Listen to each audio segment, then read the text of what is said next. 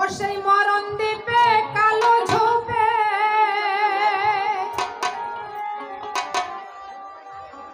ও সেই মরণ দ্বীপে কালো ঝোপে বাঘে ধরতে পারে ও শিকারি ভাই, অনুমানে যায় না শিকারে তুমি অনুমানে।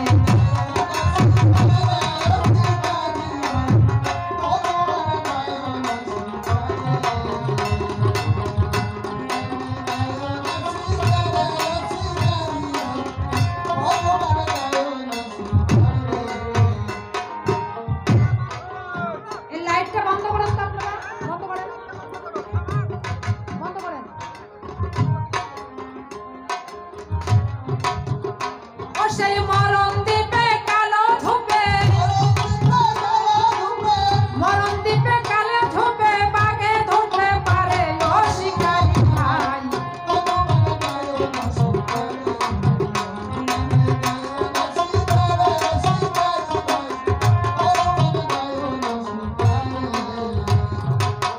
একুশ হাজার ৬০০ বারের হাতিয়ার ডাইনে বামে চেক করিয়া আগে হইয়ার। হায় হায় ২১,৬০০ বারের হাতিয়ার ডাইনে বামে চেক করিয়া আগে হইয়ার। নইলে বামের বাগে ধরবে আগে, বামের বাগে ধরবে আগে বন্দুক সহকারে ও শিকারি ভাই,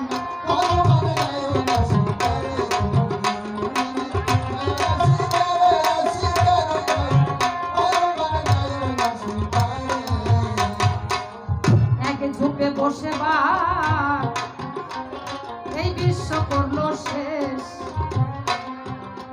আমার বাপ ঠাকুরদা বাঘের পাল্লাই গেল আপন দেশ। হায় হায় এক ঝোপে বসে বাঘ এই বিশ্ব করলো শেষ। আমার বাপ ঠাকুরদা বাঘের পাল্লাই গেল আপন দেশ। পাগল শামসুল কয় আমিও শেষ, শামসুল কয় আমিও শেষ, থেকো হুঁশিয়ারে ও শিকারি ভাই, অনুমানে যাইও না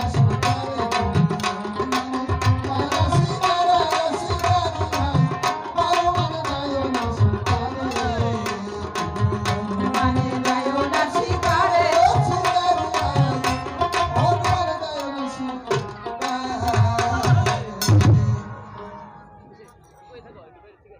এখন চুপ থাকেন সর্বজন, আমার দ্বিতীয় আসরের বিজ্ঞাপন আসছিল। দাদু গুসাই বলে যে গেছে কি ছাই। হ্যাঁ, সবার কাছে ভালো লাগছে, আমার কাছে ভালো লাগে নাই।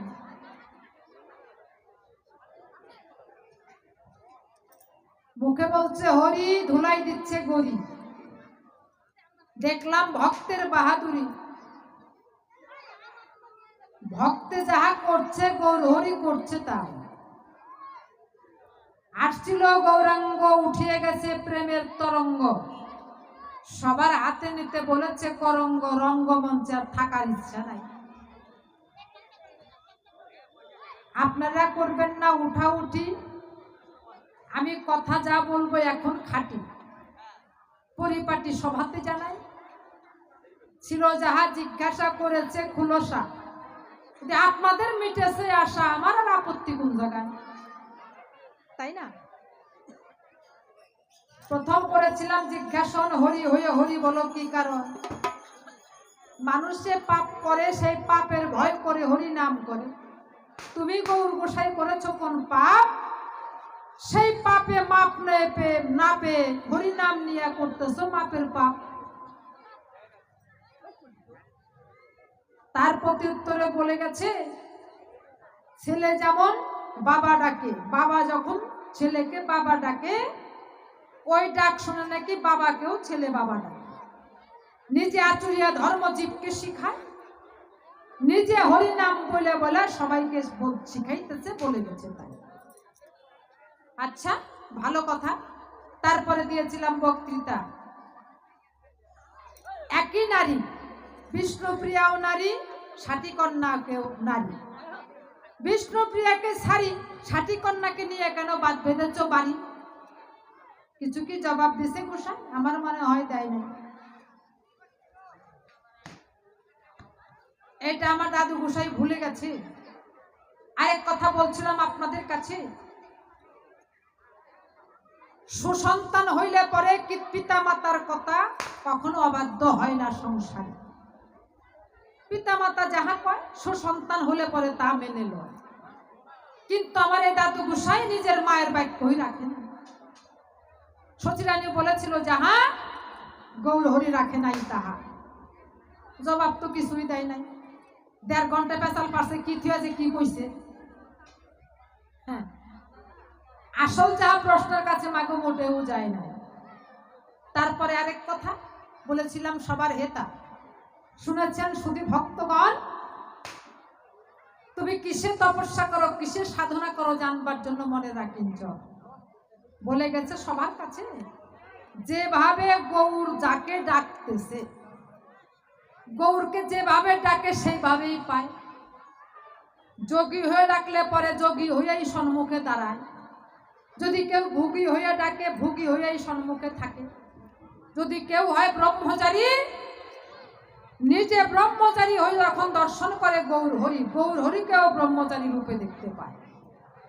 যে যেভাবে চায় সেইভাবেই পায়। সভাতে আমি বলবার জন্য চাই, ভগবান তো সব জায়গায় বাদ বলি চলে না গোসাই। ভগবানের কি সব জায়গায় মাতা বলি চলে না? কোন কোন জায়গায় চলে না? সঠিক ভক্তের কাছে চলে না, আর চলে না সতী মায়ের কাছে। সতী নারীর কাছে ভগবান পয়রা যায় পাশে। তার প্রমাণ তো বৃন্দে সতী নিজেই রয়ে গেছে। শঙ্খচূড় নামে তার স্বামী ছিল দৈত্য। জানেন আপনারা শুধু ভক্তগণ, কিন্তু ভগবান হয়েও দৈত্যের সঙ্গে পারে না। 7 দিন ধরে করেছিল রথ।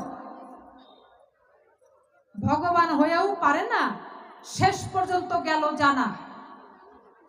এর ঘরে আছে সতী, ওই সতীত্ব নষ্ট না করলে মরবে না বৃন্দের স্বামীর পতি। মাগো, সতীর নাতি, সতীর স্বামী পর্বতের চূড়া, আর সতী নারীর স্বামী হয়েছে ভাঙ্গা নায়ের গোড়া। প্রমাণ ক্ষেত্রে তাহাই জানতে পাই। শেষ পর্যন্ত ভগবান কি করলো? নিজে ভগবান সতীর সতীত্ব নষ্ট করেছিল, প্রমাণ রয়ে গেছে। কিন্তু যদি ভগবান রূপে যায়, বৃন্দের কাছে গিয়ে ধাওয়া খায়, ভগবান তখন আর করে না দেরি। এক শঙ্খচূড় যুদ্ধ করতেছে, কৃষ্ণ আরেক রূপ শঙ্খচূড়ের রূপ নিয়ে বৃন্দের কাছে আসছে। সুন্দর করে তো টট্টরে মুখে কইয়া গেছে, দিবা ভাগে করিলে রমন, সমংশ হইবে তার মরণ। এগুলো তো ভগবান কইয়াই গেল, ওখানে গৌর হরি বইলে গেছে না, অথচ নিজে করছে তাই। বৃন্দের কাছে এসে ডেকে বলছে, অবৃন্দে, তোমার জন্য আমার মন কান্দে, দিবা ভাগে করতে চাই কামের আলিঙ্গ। বৃন্দে সতী কয় ডাক দিয়া স্বামী রূপ দেখতে পাই। স্বামী রূপের দিয়েছে দাম।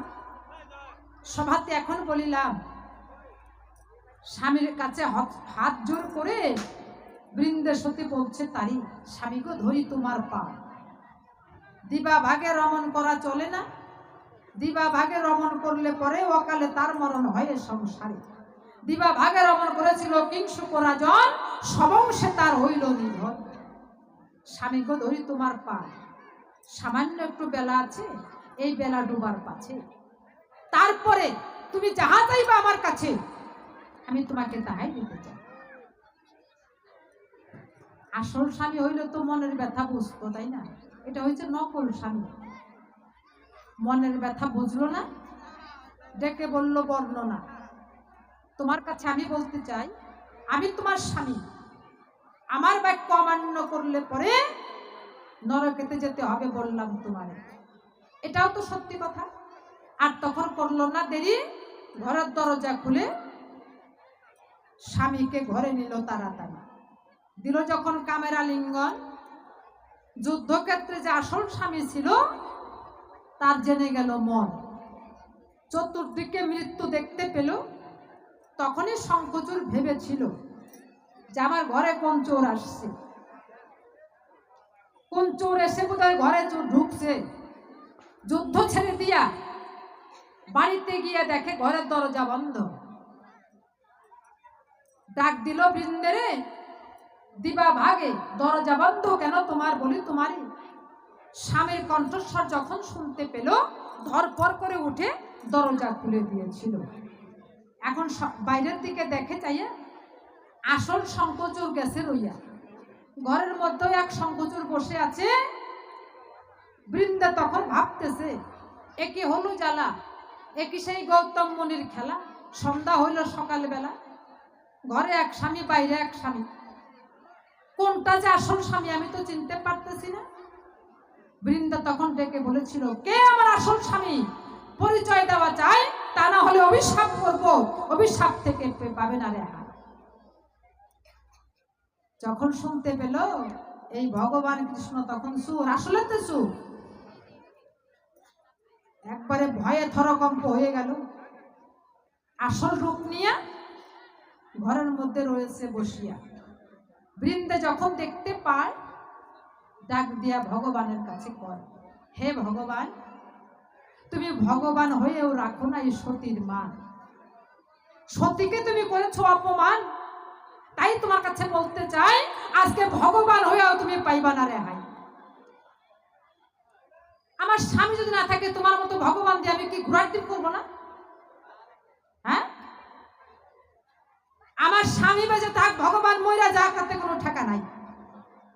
তাই তোমাকে অভিশাপ দিতে চাই, তুমি পাষাণের মতো কর্ম করেছো।